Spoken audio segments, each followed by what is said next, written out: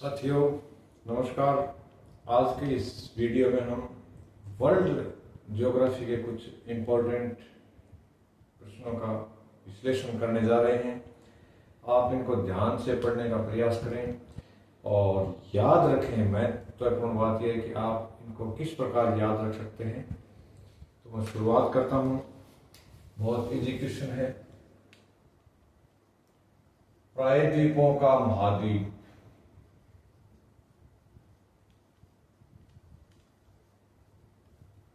यानी ऐसा महाद्वीप जिसमें बहुत ज्यादा प्रायद्वीप है, वो है साथियों यूरोप।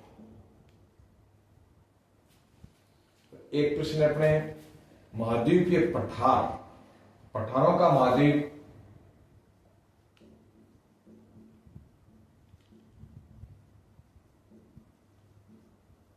इसका जवाब है अफ्रीका।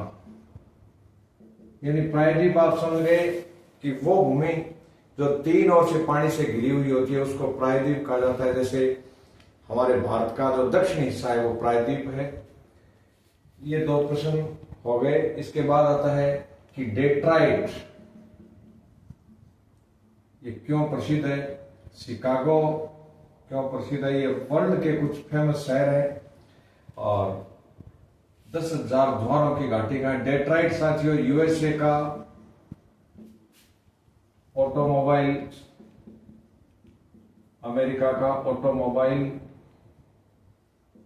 शहर है। यानी यहां ऑटो इंडस्ट्री और कार उद्योग वर्ल्ड का सबसे बड़ा है, कार उद्योग।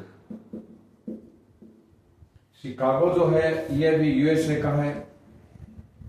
यहां 1893 में विश्व धर्म सम्मेलन हुआ था जिसमें स्वामी विवेकानंद ने भारत का प्रतिनिधित्व किया था और उन्होंने शून्य के ऊपर भाषण दिया था। तो विश्व धर्म सम्मेलन के लिए चर्चित ये स्थान जो 1893 में हुआ था, ये अमेरिका का शहर है और विश्व की सबसे बड़ी मांस मंडी है। सबसे बड़ी मांस मंडी। आगामी एक हवा है साथियों चिनूक। चिनूक अमेरिका की हवा है जिसको ये गर्म हवा है। रॉकी पर्वत से चलती है और इसके ढलानों पर, अमेरिका में रॉकी पर्वत, इसके ढलानों पर बर्फ पिघला देती है। चिनूक अमेरिका में चलने वाली गर्म हवा है साथियों। गर्म और ठंडी हवाएं ये महासागरीय हवाओं की एक विशेषताएं हैं। तो अपन चिनूक याद रखेंगे। और इसका दूसरा नाम है हिम बख्शिणी। हिम का अर्थ होता है बर्फ, तो इसको हिम बख्शिणी हवा कहते हैं। यानी ये पूरी बर्फ को खा जाती है, बर्फ को पानी के रूप में बदल देती है। और रॉकी पर्वत के ढलानों में जो बर्फ होती है उस क्षेत्र का यह तापमान लगभग 20 डिग्री सेल्सियस तक बढ़ाती है। तो ये हो गया अपने चिनूक का, शिकागो का, डेट्राइट का। अभी हम चर्चा करते हैं, पूरे वीडियो में भी ये बात उठी थी, 10,000 द्वारों की घाटी कहां है। इसको 10,000 द्वारों की घाटी, द्वारे होते हैं जो ठोस टाइप के बर्फीले गिरते हैं, बर्फीली आकृतियां, उनको द्वारे कहते हैं। 10,000 द्वारों की घाटी ये है अलास्का।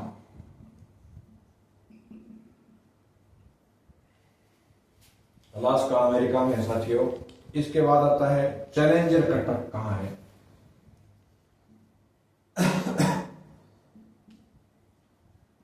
चैलेंजर कटक, मैं उन्हीं प्रश्नों को यहां रिपीट कर रहा हूं जो प्रश्न गत एग्जाम्स में आए हैं, फिर भी आपके ध्यान में नहीं है। कल चैलेंजर कटक ये मध्य अटलांटिक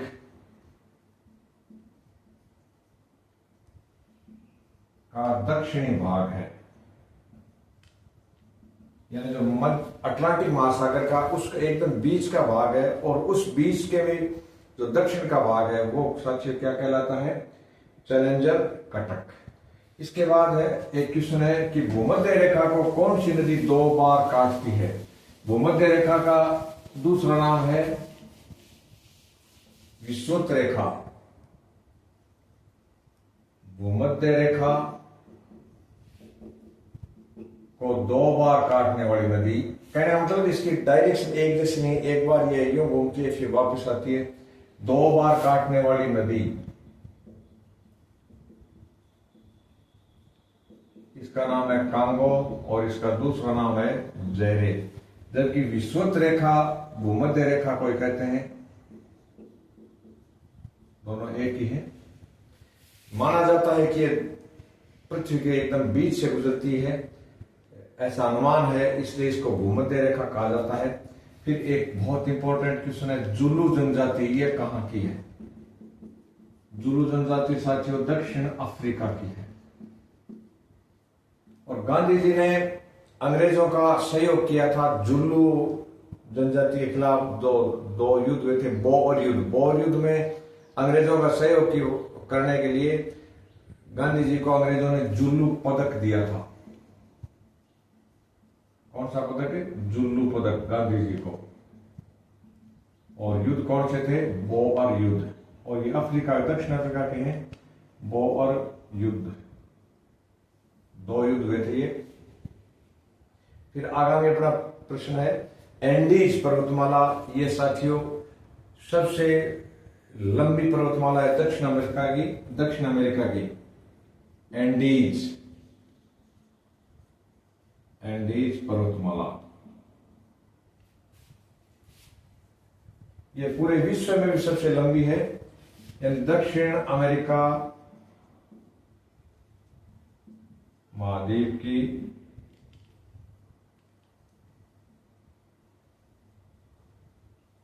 सबसे लंबी पर्वतमाला जो 7 देशों से गुजरती है। कितने देशों से? 7 देशों से। यानी कहां से कहां तक है? ये वेनेजुएला से शुरू होती है और लास्ट में ये अर्जेंटीना तक जाती है।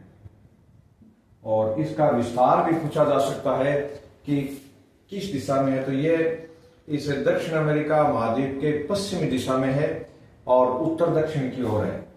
यानी दक्षिण अमेरिका के पश्चिम की ओर, पश्चिम दिशा में उत्तर दक्षिण फैली हुई है। यह हो गया एंडीज पर्वतमाला के बारे में। अब हम चर्चा करते हैं कि एटलस पर्वत ये किस देश में है? आल्प्स पर्वतमाला कहां है?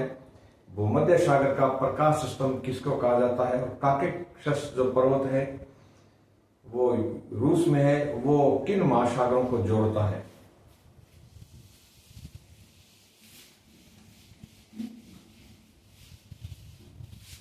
भूमध्य सागर का प्रकाश स्तंभ, भूमध्य सागर का प्रकाश स्तंभ, ये जो एक ज्वालामुखी है, सक्रिय है।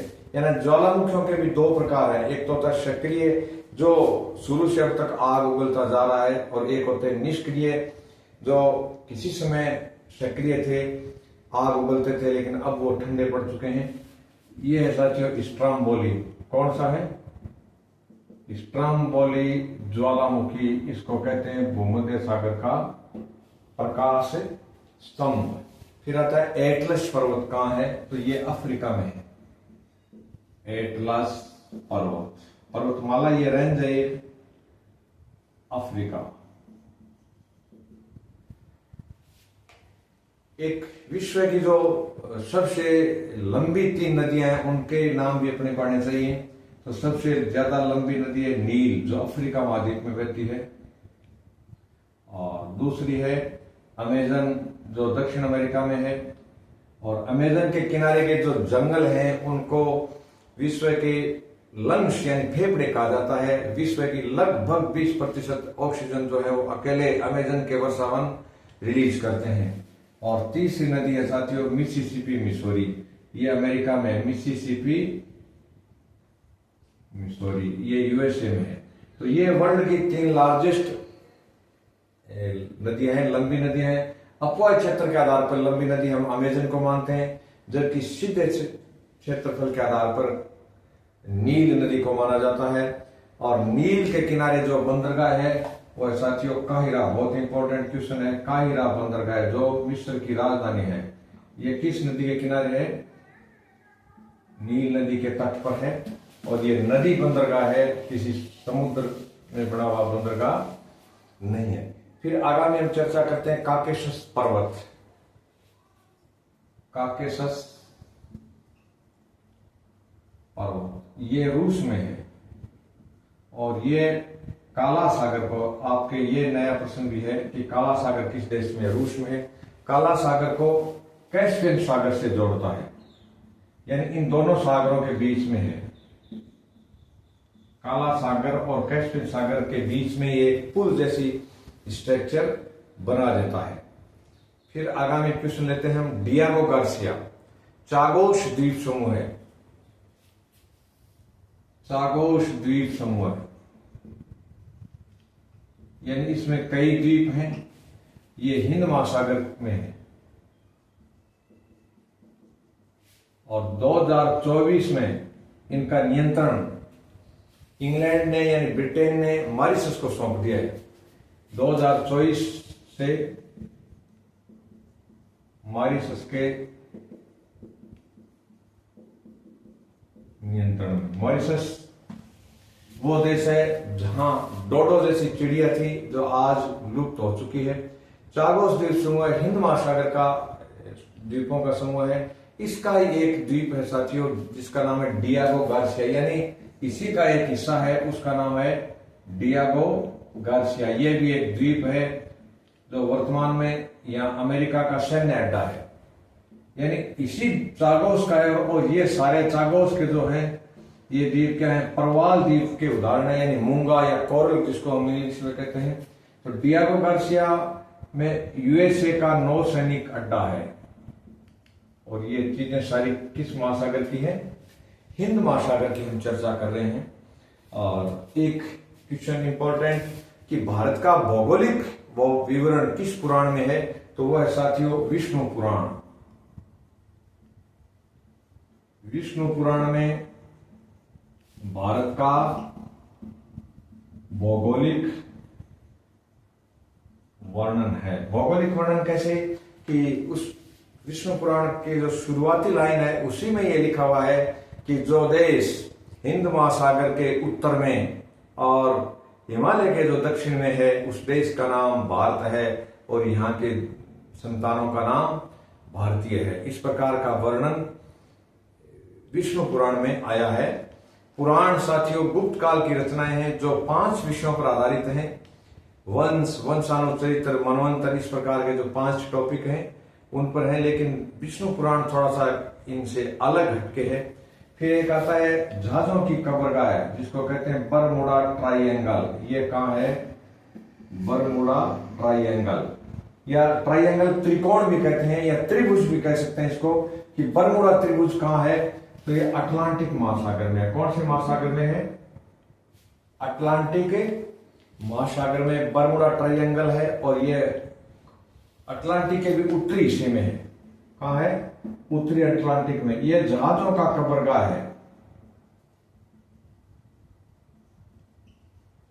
और इसको शैतान त्रिभुज भी कहते हैं। शैतान साथियों कुछ कई धर्मों में शैतान भूतनुमा रचना को कहा जाता है। तो ये जो शैतान त्रिभुज है या जहाजों की कब्रगाह है, एक ऐसा निर्वात क्षेत्र है जिसका आज तक वैज्ञानिक खोज कारण नहीं ढूंढ पाए। उसके पास से जो ही कोई जहाज गुजरता है तो वो उसके अंदर समा जाता है और उसका कोई अवशेष भी मिलता नहीं है। फिर आगामी क्वेश्चन अपना मेरियाना गर्त, यानी विश्व का सबसे गहरा गर्त कौन सा है? गहरी खाई कौन सी है? ये है मेरियाना गर्त, सबसे गहरा गर्त।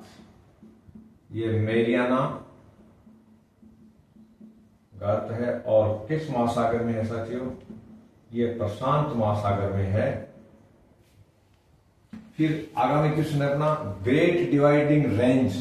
कौन सी? ग्रेट डिवाइडिंग रेंज किस देश में है? ये साथियों ऑस्ट्रेलिया में। ग्रेट डिवाइडिंग रेंज कहां है? ऑस्ट्रेलिया में है।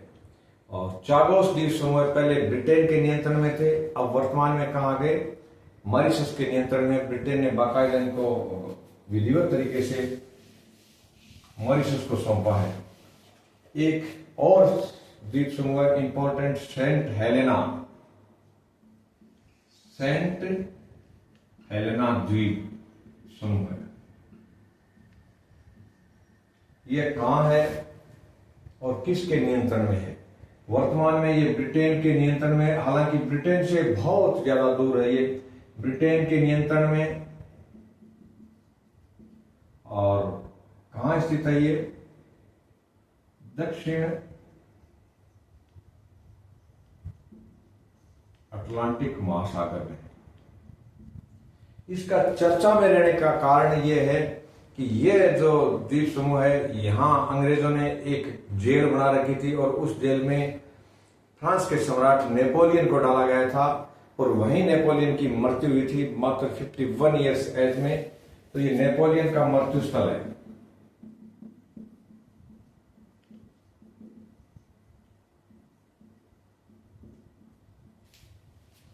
कौन सा द्वीप समूह है? सेंट हेलेना द्वीप समूह है। तो आगामी चर्चा करते हैं हम हम्बोल्ट धारा का अन्य नाम क्या है? ये पेरू तट पर बहती है। हम्बोल्ट धारा को पेरू धारा भी कहते हैं। कौन सी धारा? दूसरा नाम है इसका पेरू धारा।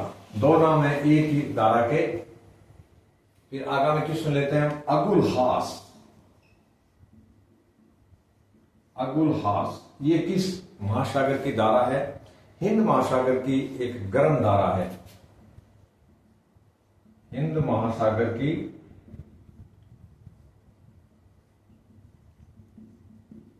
गर्म धारा है।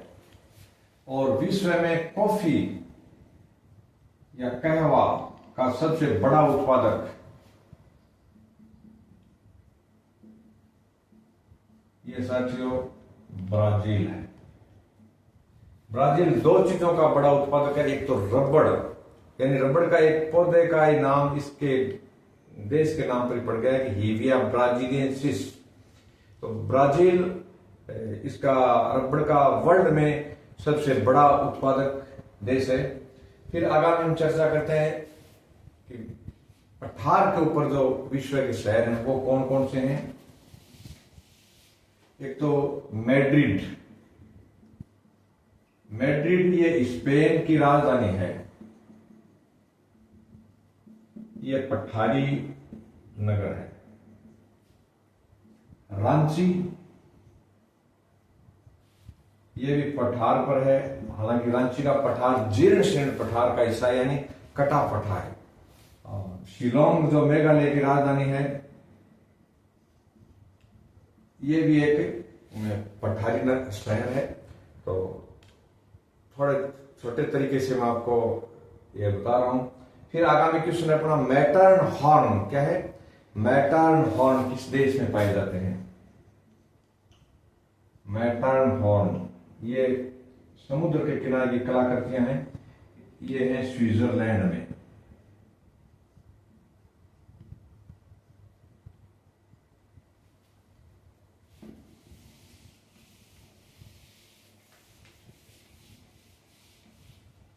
आगामी क्वेश्चन है मध्य रात्रि का सूर्य किस देश को कहा जाता है? मध्य रात्रि का सूर्य और भूकंपों का देश। भूकंपों का देश, भूकंपों का देश है साथियों जापान। जापान में अब तक बहुत भूकंप आए हैं, लेकिन फिर भी इसके नागरिकों की जिजीविषा इतनी शानदार है कि ये वापस जिस गति से गिरते हैं उससे दूनी गति से वापस खड़े हो जाते हैं। और वर्ल्ड में जो जापान की कंपनियां हैं, भले ही वो ऑटो सेक्टर की हैं या इलेक्ट्रॉनिक सेक्टर की हैं, उनके बराबर कोई भी कंपनी अदर देश की तुलना में खड़ी नहीं हो सकती। इसके बाद एक क्वेश्चन है टेलीग्राफ पठार, कौन सा? अच्छा, मध्य रात्रि का सूर्य ये कहते हैं साथियों नॉर्वे को, यानी आधी रात्रि के समय यहां सूर्य दिखाई देता है। टेलीग्राफ पठार ये कहां है? ये भी अटलांटिक का एक भाग है टेलीग्राफ पठार। और अटलांटिक में भी कौन से हिस्से में है? ये उत्तरी अटलांटिक में है। उत्तरी अटलांटिक में टेलीग्राफ पठार है। और चैलेंजर कटक ये भी अटलांटिक का ही एक हिस्सा है। आगामी हम चर्चा करते हैं हिमालय की सबसे पूर्व पहाड़ का क्या नाम है? हिमालय की पूर्वतम पहाड़ी, इनको कहते हैं साथियों पटकोई श्रेणियां। क्या कहते हैं? पटकोई सीरीज। और ये म्यांमार में पाई जाती है। और अराकान योमा, हिमालय का एक दर्रा है जिसका नाम है अराकान योमा, यह भी म्यांमार में एक दर्रा है। दर्रा हम जानते हैं दो बड़े बड़े पर्वतों के बीच से जो छोटा रास्ता गुजरता है उसको हम दर्रा कहते हैं। जैसे भारत में खैबर दर्रा, बोलन दर्रा जो भारत के इसमें उत्तर पश्चिम में स्थित थे, और भारत पर जो विदेशी आक्रमण हुए अधिकांश उन्हीं दर्रों से हुए थे। फिर आगामी प्रश्न हम लेते हैं खासी और जयंतिया, ये पहाड़ कहां है? ये साथियों मेघालय में। और इनके नाम पर जनजातियां भी हैं, यानी खासी पहाड़ के आसपास रहने वाली जनजाति को खासी जनजाति कहते हैं। और अपने इसके जयंतिया जो मेघालय की पहाड़ियां हैं वहां जो जनजाति रहती है वो जयंतिया जनजाति कहलाती है। फिर एक क्वेश्चन है मिकिर जनजाति, ये किस राज्य में है? बोडो और मिकिर।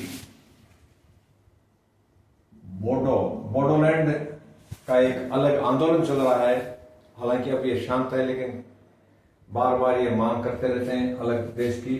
बोडो एक भाषा भी है, इसको अपनी अनुसूची 8वीं अनुसूची में मान्यता दी गई है।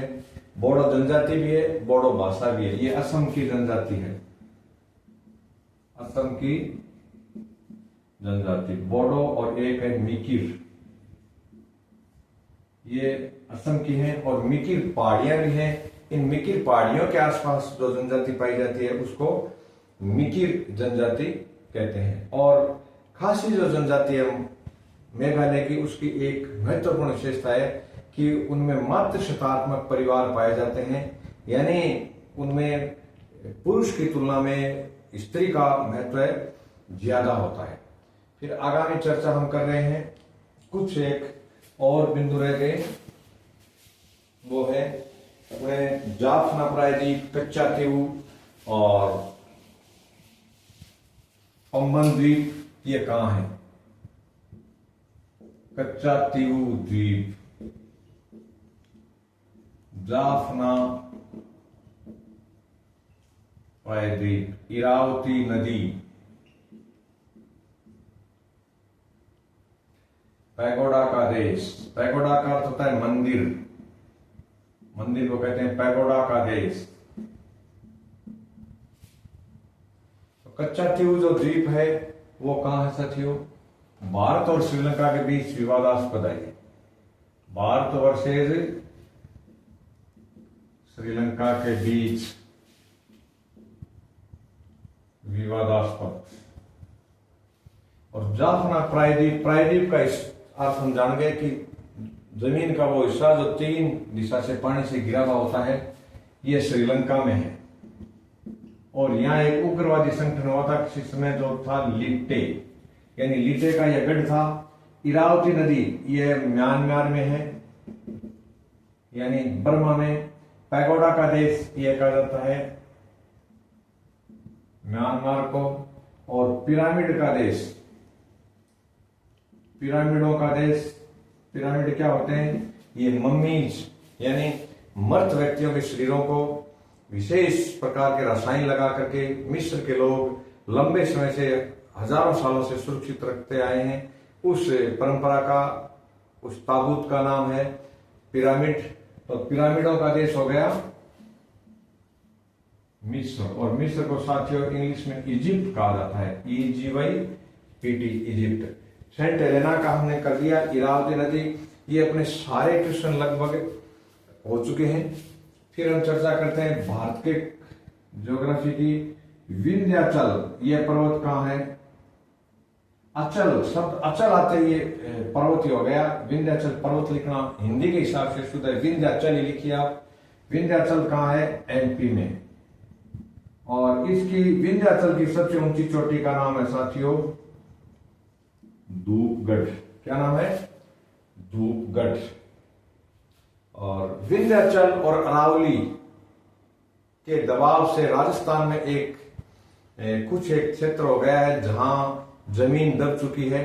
बूंदी और सवाईमाधोपुर जिलों में इनकी वजह से ग्रेट बाउंड्री फॉल्ट हो गया। कौन सा स्थान है? ग्रेट बाउंड्री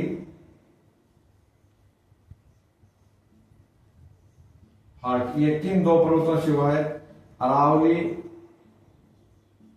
विंध्याचल और अरावली के कारण ग्रेट बाउंड्री फॉल्ट। ये कहां हुआ? बूंदी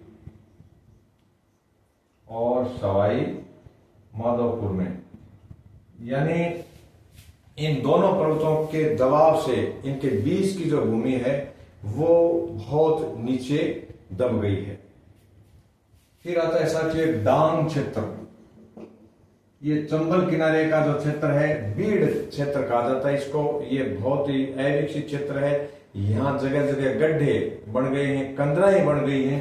तो डांग क्षेत्र हो गया चंबल किनारे का क्षेत्र, जिसमें कोटा भी आ गया, अपने ये धौलपुर, भरतपुर, सवाई माधोपुर, ये कई जिले हैं। इनके लिए विशेष योजनाएं चलाई जाती है, डांग क्षेत्र विकास कार्यक्रम, और कुछ इनको अलग बजट भी दिया जाता है। आप इस वीडियो को ध्यान से देखें, बहुत इंपॉर्टेंट क्वेश्चन है ये, और इसको देखने से आपके अच्छे तरीके से ये याद रह जाएंगे। धन्यवाद।